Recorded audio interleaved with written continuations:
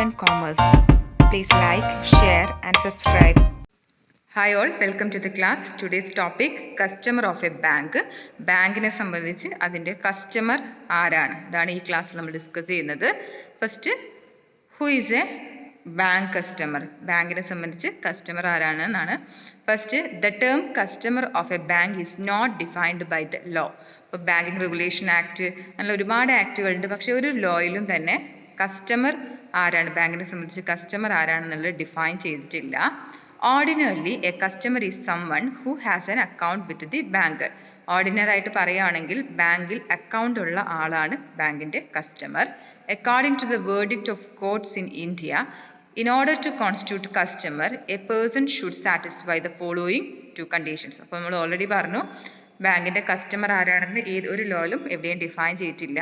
അതുകൊണ്ട് തന്നെ പലപ്പോഴായിട്ട് കോടതിയിൽ വന്നിട്ടുള്ള വിചാരണയിൽ അല്ലെങ്കിൽ കേസസിൻ്റെ ഭാഗമായിട്ട് കസ്റ്റമർ ആരാണെന്ന് ഡിഫൈൻ ചെയ്യാൻ വേണ്ടിയിട്ട് ഒരു പേഴ്സണ് രണ്ട് കണ്ടീഷൻസ് സാറ്റിസ്ഫൈ ചെയ്യണം എന്ന് പറഞ്ഞു. ആ കണ്ടീഷൻസ് ആണ് നമ്മൾ പറയുന്നത്. First one, he should have a account with the bank, ബാങ്കിൽ അക്കൗണ്ട് ഉള്ള ഒരാളായിരിക്കണം. Second one, the dealing should be of banking nature. അയാളും ആ ഒരു പേഴ്സൺ, അക്കൗണ്ടുള്ള ആ പേഴ്സണും ബാങ്കും തമ്മിലുള്ള റിലേഷൻഷിപ്പ് എന്ന് പറയുന്നത് ബാങ്കിങ് നാച്ചർ ആയിരിക്കും, ബാങ്കിങ് ഫങ്ഷൻസ് അയാൾക്ക് കൊടുക്കാൻ വേണ്ടിയിട്ട് ആയിരിക്കണം. ഇത്രയാണ് രണ്ട് കണ്ടീഷൻസ്. അപ്പോൾ ഈ രണ്ട് കണ്ടീഷൻസ് ഫുൾഫിൽ ചെയ്താൽ ഒരു പേഴ്സണെ നമുക്ക് ബാങ്ക് കസ്റ്റമർ എന്ന് വിളിക്കാം.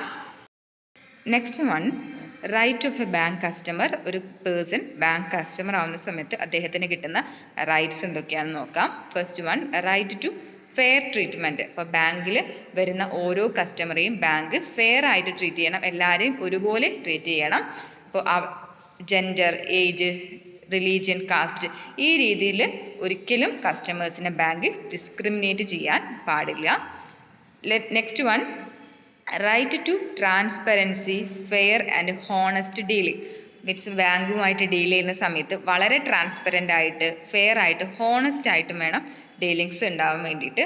All contracts must be transparent and easily understood. ഇപ്പോൾ ബാങ്കിൽ വരുന്ന കസ്റ്റമേഴ്സിന് ഈസി ആയിട്ട് മനസ്സിലാക്കാനും, അതുപോലെ തന്നെ കോൺട്രാക്ട്സ് മൊത്തം അവരുമായിട്ട് നമ്മൾ ഡീൽ ചെയ്യുന്ന എല്ലാ കോൺട്രാക്ട്സും ട്രാൻസ്പെറൻറ്റും ആയിരിക്കണം. Third one, right to suitability. The product must be offered in accordance with the customer needs. Never compel customers to buy products and services not suitable to them. ഇപ്പോൾ ബാങ്കിലെത്തുന്ന ഒരു കസ്റ്റമർക്ക് കൊടുക്കേണ്ട അക്കൗണ്ട് അല്ലെങ്കിൽ അദ്ദേഹത്തിന് കൊടുക്കുന്ന സർവീസസ് എന്ന് പറയുന്നത് അദ്ദേഹത്തിന് റിസീവ് ചെയ്യാൻ പറ്റുന്ന, അല്ലെങ്കിൽ അദ്ദേഹത്തിന് നീഡ്സിന് അനുസൃതമായിട്ടായിരിക്കണം. ഒരിക്കലും ഒരു കസ്റ്റമറിനെ അയാൾക്ക് വേണ്ടാത്ത സർവീസുകൾ അല്ലെങ്കിൽ അയാൾക്ക് ആവശ്യമില്ലാത്ത സർവീസുകൾ റിസീവ് ചെയ്യാൻ വേണ്ടിയിട്ട് കമ്പൽ ചെയ്യാൻ പാടില്ല. Next one, right to privacy ആണ്. Bank have to keep customers personal information confidential. അപ്പോൾ നമുക്ക് ബാങ്കിൽ അക്കൗണ്ട് ഓപ്പൺ ചെയ്യാനും ബാങ്കുമായി ഡീൽ ചെയ്യുന്ന സമയത്ത് നമ്മൾ കോൺഫിഡൻഷ്യൽ ആയിട്ടുള്ള, നമ്മൾ സീക്രട്ട് ആയിട്ട് വെക്കേണ്ട, അല്ലെങ്കിൽ നമുക്ക് അത്രയും ഇമ്പോർട്ടൻ്റ് ആയിട്ടുള്ള പല ഡോക്യുമെൻറ്റ്സും ബാങ്കിനെ ഏൽപ്പിക്കുന്നുണ്ട്. ആ വിവരങ്ങളൊക്കെ തന്നെ വളരെ സീക്രട്ട് ആയിട്ട് വെക്കുക, അല്ലെങ്കിൽ പ്രൈവറ്റ് ആയി വെക്കുക എന്നുള്ളത് ബാങ്കിൻ്റെ ഉത്തരവാദിത്തമാണ്. അപ്പോൾ ബാങ്കിൽ നിന്ന് കസ്റ്റമേഴ്സിന് പ്രൈവസി എൻഷുർ ചെയ്യുക എന്നുള്ളത് റൈറ്റ് ആണ്.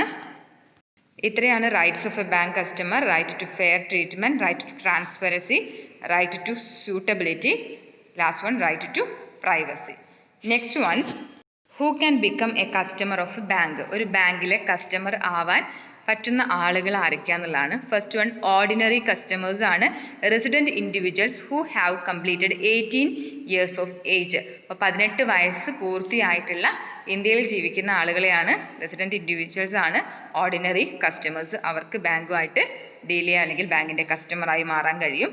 Next, special types of customers ഉണ്ട്. കുറച്ച് ടൈപ്പ് ഓഫ് കസ്റ്റമേഴ്സിനെ സ്പെഷ്യൽ ടൈപ്പ് ഓഫ് കസ്റ്റമേഴ്സ് വിളിക്കുന്നുണ്ട്. Those who distinguished from ordinary customers by some special features. അപ്പോൾ ചില സ്പെഷ്യൽ ഫീച്ചേഴ്സ് കൊണ്ട് കസ്റ്റമേഴ്സ്, ഓർഡിനറി കസ്റ്റമേഴ്സ് എന്ന കാറ്റഗറിയിൽ നിന്ന് വ്യത്യസ്തരായിട്ടുള്ള അല്ലെങ്കിൽ ഡിസ്റ്റിങ്ക്വിഷ് ചെയ്യാൻ കഴിയുന്ന ആളുകളാണ് സ്പെഷ്യൽ ടൈപ്പ് ഓഫ് കസ്റ്റമേഴ്സ്. അതിന് എക്സാമ്പിൾസ് ആണ് minors, agents, partnership firms, joint stock companies, lunatics, illiterate persons, joint account holders, drunkards etcetera.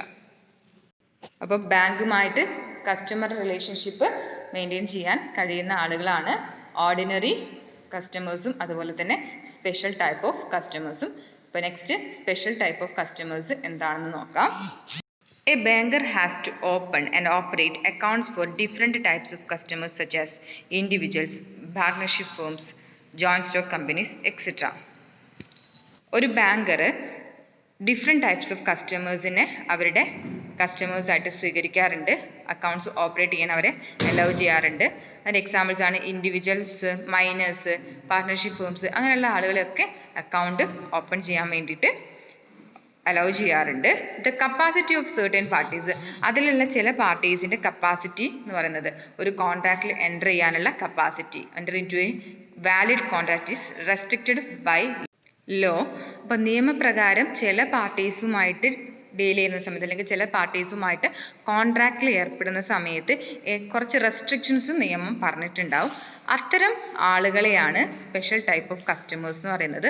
അപ്പോൾ ഇന്ത്യൻ കോൺട്രാക്ട് ആക്ട് പ്രകാരം കോൺട്രാക്റ്റിൽ ഏർപ്പെടുന്ന സമയത്ത് ചില റെസ്ട്രിക്ഷൻസ് പറഞ്ഞിട്ടുള്ള കസ്റ്റമേഴ്സാണ് ബാങ്കിനെ സംബന്ധിച്ച് special type of customers. The banker must take the necessary precautions in dealing with such customers. അപ്പോൾ contract act restrictions പറഞ്ഞിട്ടുള്ളത് കൊണ്ട് തന്നെ ബാങ്കർ ഇവരുമായിട്ട് ഈ സ്പെഷ്യൽ ടൈപ്പ് ഓഫ് കസ്റ്റമേഴ്സുമായിട്ട് ഡീൽ ചെയ്യുന്ന സമയത്ത് നെസസറി ആയിട്ടുള്ള പ്രിക്കോഷൻസ് എടുക്കണം. അവരുമായി ഡീൽ ചെയ്യുന്ന സമയത്ത് ബാങ്ക് കുറച്ച് കാര്യങ്ങൾ ശ്രദ്ധിക്കാനുണ്ട്.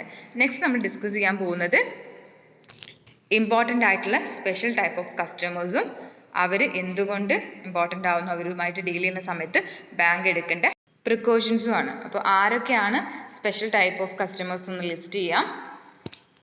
Minors, married women, agent, joint account holders, partnership firms, joint stock companies, trustees, clubs and AOP, charitable societies, lunatics and drunkards, Padhanasian women, executors and administrators, local authorities, illiterate persons, etc. അപ്പോൾ ഇതിലും കൂടുതൽ കുറേ പേരുണ്ട്. Important ആയിട്ടുള്ള special type of customers ആണ് ഇവരൊക്കെ. അതിൽ first one ആണ് minor. A person who has not completed 18 years of age is a minor. നമുക്കറിയാം 18 വയസ്സ് പൂർത്തിയാകാത്ത ആളുകളെയാണ് നമ്മൾ മൈനേഴ്സ് എന്ന് വിളിക്കുന്നത്. When a guardian is appointed for a minor by court the minority extended to 21 years. അപ്പം എല്ലാ കേസുകളിലും 18 വയസ്സ് തികയാത്ത ആളുകളല്ല മൈനർ എന്ന് പറയുന്നത്. എന്തെങ്കിലും ഒരു കാരണം കൊണ്ട് കോർട്ട് ഒരു മൈനർക്ക്, ഒരു കുട്ടി ചെറുതാവുന്ന സമയത്ത് അവർക്ക് ഗാർഡിയനെ അപ്പോയിൻറ്റ് ചെയ്തിട്ടുണ്ടെങ്കിൽ അങ്ങനെ ഗാർഡിയൻസ് ഉള്ള കുട്ടികൾ 21 വയസ്സ് തികഞ്ഞതിന് ശേഷമാണ് മൈനർ മേജറായി മാറുന്നത്. അപ്പോൾ ഇത്തരം കുട്ടികൾ 21 വയസ്സ് വരെ മൈനേഴ്സ് ആയിരിക്കും. അവരുടെ മൈനോറിറ്റി 21 years വരെ എക്സ്റ്റെൻഡ് ചെയ്യുന്നുണ്ട്. ഇന്ത്യൻ കോൺട്രാക്ട് ആക്ട് മൈനറിനെ കുറിച്ച് പറയുന്നതാണ്. A minor is not capable of entering into valid contract. ഒരു മൈനറുമായിട്ട് വാലിഡ് കോൺട്രാക്റ്റിൽ നമുക്ക് ഏർപ്പെടാൻ കഴിയില്ല. An agreement with minor is void. മൈനറുമായി ഡീൽ ചെയ്യുന്ന ഒരു അഗ്രിമെൻറ്റ് വോയിഡ് ആണ്. അതിന് നിയമപരമായിട്ട് ഒരു സാധ്യതയും ഇല്ല. Minor is not bound to repay money borrowed by him. അതുകൊണ്ട് തന്നെ മൈനർക്ക് കടം വാങ്ങിച്ചാൽ, ബാങ്കിനോട് കടം വാങ്ങിച്ചാൽ ഒരിക്കലും തിരിച്ച് അടയ്ക്കേണ്ട റെസ്പോൺസിബിലിറ്റി വരില്ല, അല്ലെങ്കിൽ ഒബ്ലിഗേഷൻ വരില്ല. അതുകൊണ്ട് തന്നെ ഒരു മൈനറുമായി ഡീൽ ചെയ്യുന്ന സമയത്ത് ബാങ്ക് നല്ല പ്രിക്കോഷൻസ് എടുക്കണം. കാരണം ബാങ്ക് മൈനർക്ക് ക്യാഷ് ബോറോ ചെയ്യാൻ അലൗ ചെയ്യുകയാണെങ്കിൽ, മീൻസ് അവർക്ക് കടം കൊടുക്കുകയാണെങ്കിൽ അതൊരിക്കലും റീപേ ചെയ്യാനുള്ള ഒബ്ലിഗേഷൻ മൈനർക്ക് ഇല്ല.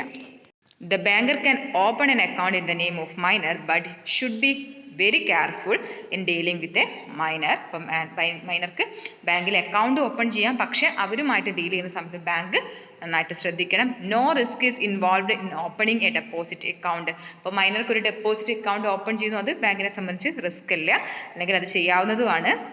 മൈനറുടെ പേരിൽ പുതിയ അക്കൗണ്ട് തുടങ്ങാം. The risk is involved in only if a loan or advance is provided to the minor. അപ്പോൾ ലോൺ കൊടുക്കുന്നത് മാത്രമാണ് ബാങ്കിനെ സംബന്ധിച്ച്, അല്ലെങ്കിൽ ലോൺ കൊടുക്കുമ്പോഴാണ് ബാങ്ക് കൂടുതലായിട്ട് ശ്രദ്ധിക്കേണ്ടത്. അപ്പം ബാങ്കർ ഒരിക്കലും മൈനർക്ക് ലോൺ പ്രൊവൈഡ് ചെയ്യില്ല. അപ്പോൾ മൈനറുമായിട്ട് ഡീൽ ചെയ്യുന്ന സമയത്ത് എടുക്കേണ്ട ഇമ്പോർട്ടൻ്റ് ആയിട്ടുള്ള പ്രിക്കോഷൻസ് ആണ് not to open current account in the name of minor. മൈനറുടെ പേരിൽ ഒരിക്കലും കറണ്ട് അക്കൗണ്ട് ഓപ്പൺ ചെയ്യാൻ പാടില്ല. അപ്പോൾ ഈ കറണ്ട് അക്കൗണ്ട് എന്ന് പറയുന്നത് എന്താണ്? ബിസിനസ്സുകൾക്ക് ബാങ്ക് പ്രൊവൈഡ് ചെയ്യുന്നതാണ്. അതിനെന്തുണ്ടാവും? ഓവർ ഡ്രാഫ്റ്റ് ഒക്കെ നമുക്ക് അലൗ ചെയ്യുന്നുണ്ട്. അതുകൊണ്ട് തന്നെ മൈനർക്ക് ഓവർ ഡ്രാഫ്റ്റ് എടുക്കാൻ പറ്റുമെങ്കിൽ എന്താണ്, അയാൾക്ക് റീപേ ചെയ്യേണ്ട കാര്യമില്ല. അതുകൊണ്ട് തന്നെ ബാങ്ക് ഒരിക്കലും കറണ്ട് അക്കൗണ്ട് മൈനറുടെ പേരിൽ ഓപ്പൺ ചെയ്യാൻ സമ്മതിക്കരുത്. And the account will never be allowed to overdrawn. അപ്പോൾ കറണ്ട് അക്കൗണ്ട് ഓപ്പൺ ചെയ്യരുത്, അതുപോലെ തന്നെ ഓവർഡ്രോ ചെയ്യാനും സമ്മതിക്കരുത്. A savings, fixed or recurring deposit account can be opened by minor of any age through his or her natural or legally appointed guardian. അപ്പോൾ ഒരു മൈനർക്ക് account open ചെയ്യണമെങ്കിൽ സേവിങ് അക്കൗണ്ടോ ഫിക്സഡ് അക്കൗണ്ടോ റിക്കറിംഗ് അക്കൗണ്ടോ ഏത് വേണമെങ്കിലും സ്റ്റാർട്ട് ചെയ്യാം അദ്ദേഹത്തിൻ്റെ ഗാർഡിയൻ്റെ സാന്നിധ്യത്തിൽ, അല്ലെങ്കിൽ through his natural or legal guardian. അപ്പോൾ അവരിലൂടെ ഓപ്പൺ ചെയ്യാം. അപ്പോൾ അവർക്ക് ഓപ്പൺ ചെയ്യാൻ പറ്റുന്ന അക്കൗണ്ടുകൾ എന്ന് പറയുന്നത് സേവിങ് അക്കൗണ്ട്, ഫിക്സഡ് അക്കൗണ്ട് അല്ലെങ്കിൽ റിക്കറിംഗ് അക്കൗണ്ട്സ് ആണ്. നെക്സ്റ്റ്, ഇനി മൈനർ 10 ഇയേഴ്സിന് മുകളിലുള്ള ഒരു കുട്ടിയാണെങ്കിൽ, minor is above the age of 10 years, may be allowed to open and operate saving bank account independently.